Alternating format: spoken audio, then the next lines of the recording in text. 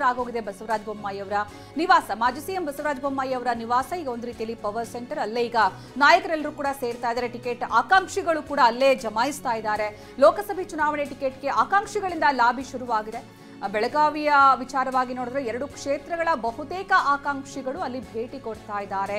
ಪದೇ ಪದೇ ಬೊಮ್ಮಾಯಿ ಅವರ ಭೇಟಿಗೆ ಆಕಾಂಕ್ಷಿಗಳು ಎಡತಾಗ್ತಾ ಇದ್ದಾರೆ. ಮಾಜಿ ಸಂಸದ ರಮೇಶ್ ಕತ್ತಿ, ಸಂಸದ ಅಣ್ಣಾ ಸಾಹೇಬ್ ಜೊಲ್ಲೆ, ಮಾಜಿ ಶಾಸಕ ಸಂಜಯ್ ಪಾಟೀಲ್, ಸದಾನಂದ ಗೌಡ ಅವರು ಭೇಟಿ ಕೊಡ್ತಾ ಇದ್ದಾರೆ. ಸೋಮವಾರ 2 ಗಂಟೆ ಕಾಲ ಸದಾನಂದ ಗೌಡ ಚರ್ಚೆ ಕೂಡ ನಡೆಸಿದ್ದಾರೆ ಬೊಮ್ಮಾಯಿ ಅವರ ಜೊತೆಗೆ. ಬೆಳಗಾವಿ ಟಿಕೆಟ್ನಲ್ಲಿ ಮಾಜಿ ಸಂಸದ ರಮೇಶ್ ಕತ್ತಿಗೆ ಬೆಂಬಲ ಹೆಚ್ಚು ವ್ಯಕ್ತವಾಗ್ತಾ ಇದೆ. ರಮೇಶ್ ಕತ್ತಿಗೆ ಬೊಮ್ಮಾಯಿ ಅಶೋಕ್ ಕೂಡ ಬೆಂಬಲವನ್ನು ವ್ಯಕ್ತಪಡಿಸಿರುವ ಹಿನ್ನೆಲೆಯಲ್ಲಿ ಈಗ ಅಲ್ಲಿ ಯಾರಿಗೆ ಟಿಕೆಟ್ ಸಿಗತ್ತೆ ಅನ್ನುವಂಥದ್ದು ತೀವ್ರ ಕುತೂಹಲಕ್ಕೆ ಕಾರಣವಾಗಿದೆ.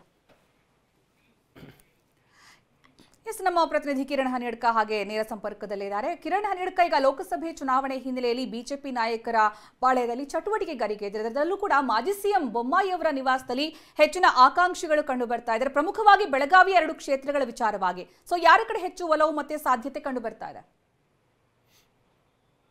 ಯೋಗೇಶ್ ಮೇಕಪ್ ಮಾಡಿ ತಿಂಗಳಿಗೆ 2 ಲಕ್ಷದವರೆಗೆ ಸಂಪಾದಿಸ್ತಾರೆ. ನೀವು ಕೂಡ ಅವರಿಂದ ಕಲಿಬೇಕಾ? ಅವ್ರ ಜೊತೆ ವಿಡಿಯೋ ಕಾಲ್ನಲ್ಲಿ ಮಾತಾಡಬೇಕಾ? ಈಗಲೇ ಫ್ರೀಡಮ್ ಆಪ್ ಡೌನ್ಲೋಡ್ ಮಾಡಿ. ಸುಕನ್ಯಾ, ಬೆಳಗಾವಿ ಜಿಲ್ಲೆ 2 ಲೋಕಸಭಾ ಕ್ಷೇತ್ರಗಳಿಗೆ ಸಂಬಂಧಪಟ್ಟಂತೆ ಮಾಜಿ ಮುಖ್ಯಮಂತ್ರಿ ಬಸವರಾಜ ಬೊಮ್ಮಾಯಿ ಅವರನ್ನ ಆಕಾಂಕ್ಷಿಗಳು ಭೇಟಿ ಮಾಡಿ ತಮ್ಮ ಒಂದು ಬೆಂಬಲವನ್ನ ಕೇಳುವಂತ ಒಂದು ಪ್ರಯತ್ನವನ್ನ ಮುಂದುವರಿಸಿದ್ದಾರೆ. ಇಲ್ಲಿ ಪ್ರಮುಖವಾದಂತಹ ವಿಚಾರ ಏನಂದ್ರೆ, ಲೋಕಸಭಾ ಚುನಾವಣೆಯಲ್ಲಿ ಜಾರಕಿಹೊಳಿ ಕುಟುಂಬದ, ಅಲ್ಲೂ ಕೂಡ ರಮೇಶ್ ಜಾರಕಿಹೊಳಿ ಅವರ ಕೈ ಮೇಲಾಗಬಾರದು ಅನ್ನುವಂತ ಒಂದು ಪ್ರಯತ್ನ ಈಗ ರಾಜ್ಯ ಬಿಜೆಪಿಯಲ್ಲಿ ಆರಂಭ ಆಗಿದೆ. ರಾಜ್ಯ ಬಿಜೆಪಿಯ ಪ್ರಮುಖ ನಾಯಕರುಗಳೇ ಬೆಳಗಾವಿ ಲೋಕಸಭಾ ಕ್ಷೇತ್ರ ಮತ್ತು ಚಿಕ್ಕೋಡಿ ಲೋಕಸಭಾ ಕ್ಷೇತ್ರದಲ್ಲಿ ಜಾರಕಿಹೊಳಿ ನಿರ್ಣಾಯಕ ಆಗಬಾರದು ಅನ್ನುವಂತ ಒಂದು ಪ್ರಯತ್ನವನ್ನು ಆರಂಭಿಸಿರುವಂತಹ ಕಾರಣಕ್ಕಾಗಿ ಈಗ ಬಸವರಾಜ ಬೊಮ್ಮಾಯಿ ಅವರ ನಿವಾಸಕ್ಕೆ ಬೆಳಗಾವಿ ಜಿಲ್ಲೆಯ ಬಿಜೆಪಿ ಟಿಕೆಟ್ ಆಕಾಂಕ್ಷಿಗಳು ಭೇಟಿ ಕೊಡ್ತಾ ಇರುವಂತದ್ದು.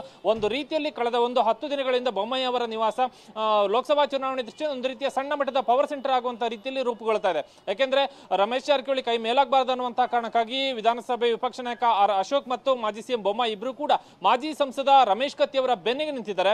ಇಲ್ಲಿ ರಮೇಶ್ ಕತ್ತಿ ಚಿಕ್ಕೋಡಿ ಲೋಕಸಭಾ ಕ್ಷೇತ್ರದ ಟಿಕೆಟ್ ಆಕಾಂಕ್ಷಿ ಆಗಿದ್ದಾರೆ. ಆದ್ರೆ ಚಿಕ್ಕೋಡಿ ಲೋಕಸಭಾ ಕ್ಷೇತ್ರದಲ್ಲಿ ಹಾಲಿ ಸಂಸದರಾಗಿಂತ ಅಣ್ಣಾ ಸಾಹೇಬ್ ಜೊಲ್ಲೆ ಅವರನ್ನ ತಪ್ಪಿಸಿ ಮತ್ತೆ ರಮೇಶ್ ಕತ್ತಿ ಅವರಿಗೆ ಟಿಕೆಟ್ ಕೊಡಿಸುವಂತದ್ದು ಬಹಳ ಕಷ್ಟ ಸಾಧ್ಯ ಅನ್ನುವಂತಹ ಕಾರಣಕ್ಕಾಗಿ ರಮೇಶ್ ಕತ್ತಿ ಅವರಿಗೆ ನೀವು ಬೆಳಗಾವಿ ಲೋಕಸಭಾ ಕ್ಷೇತ್ರದಲ್ಲಿ ಸ್ಪರ್ಧೆ ಮಾಡುವಂತ ನಿಟ್ಟಿನಲ್ಲಿ ಪ್ರಯತ್ನವನ್ನ ಮುಂದುವರಿಸಿ ಅನ್ನುವಂತಹ ಸಲಹೆಯನ್ನ ಬೊಮ್ಮಾಯಿ ಮತ್ತು ಅಶೋಕ್ ಅವರು ಕೊಟ್ಟಿದ್ದಾರೆ. ಇದರ ಖುದ್ದಾಗಿ ಮಾಜಿ ಮುಖ್ಯಮಂತ್ರಿ ಯಡಿಯೂರಪ್ಪನವರ ಜೊತೆ ಕೂಡ ನೀವು ಮಾತನಾಡಿ ಅನ್ನುವಂತ ಒಂದು ಸಲಹೆಯನ್ನು ಕೂಡ ರಮೇಶ್ ಕತ್ತಿ ಅವರಿಗೆ ಬೊಮ್ಮಾಯಿ ಮತ್ತು ಅಶೋಕ್ ಕೊಟ್ಟಿದ್ದಾರೆ. ಹೀಗಾಗಿ ರಮೇಶ್ ಕತ್ತಿ ಬೆನ್ನಿಗೆ ಒಂದು ಕಡೆಯಲ್ಲಿ ಬೊಮ್ಮಾಯಿ ಮತ್ತು ಅಶೋಕ್ ನಿಂತಿರುವಂತಾದ್ರೆ, ಅದೇ ಕ್ಷೇತ್ರದ ಟಿಕೆಟ್ ಆಕಾಂಕ್ಷಿ ಆಗಿರುವಂತಹ ಮಾಜಿ ಶಾಸಕ ಸಂಜಯ್ ಪಾಟೀಲ್ ಬಸವರಾಜ ಬೊಮ್ಮಾಯಿ ಅವರ ಬೆಂಗಳೂರಿನ ನಿವಾಸಕ್ಕೆ ಬಂದು ಬೊಮ್ಮಾಯಿ ಅವರ ಸಹಕಾರವನ್ನ ಕೇಳಿದರೆ, ಈ ಬೆಳವಣಿಗೆಗಳ ಮಧ್ಯೆ ಚಿಕ್ಕೋಡಿ ಸಂಸದರಾಗಿರುವಂತಹ ಅಣ್ಣಾ ಸಾಹೇಬ್ ಜೊಲ್ಲೆ ಅವರು ಕೂಡ ಬೊಮ್ಮಾಯಿ ಅವರ ಬೆಂಗಳೂರಿನ ನಿವಾಸಕ್ಕೆ ಬಂದು ಬೊಮ್ಮಾಯಿ ಅವರ ಸಹಕಾರವನ್ನು ಕೇಳಿರುವಂತದ್ದು.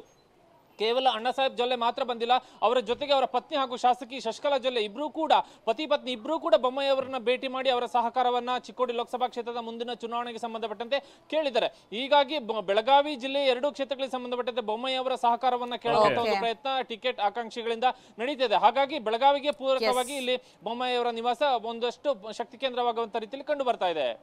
ಎಸ್ ಕಿರಣ್, ಹೋಲ್ಡ್, ನಾನು ಮತ್ತೆ ಮಾತಾಡ್ತೀನಿ. ಈಗ ಕಾಂಗ್ರೆಸ್ನ ವಿಚಾರ. ಸೊ ಕಾಂಗ್ರೆಸ್ನಲ್ಲೂ ಕೂಡ ಲೋಕ ಚುನಾವಣೆಗೆ ಸಾಕಷ್ಟು ಒಂದು ಕಸರತ್ತುಗಳು ನಡೀತಾ ಇರುವಂತದನ್ನ ನೋಡ್ತಾ ಇದೀವಿ.